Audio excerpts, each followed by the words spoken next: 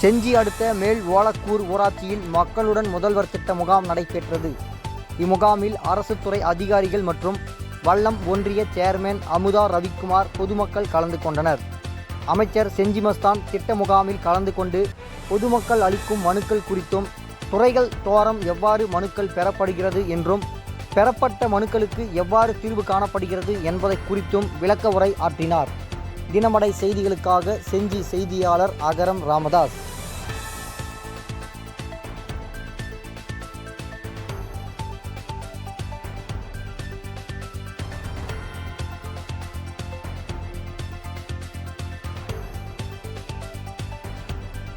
இதேபோல் சுவாரஸ்யமான செய்திகளை தெரிந்து கொள்ள நமது தினமடை யூடியூப் சேனலை சப்ஸ்கிரைப் செய்யுங்கள்.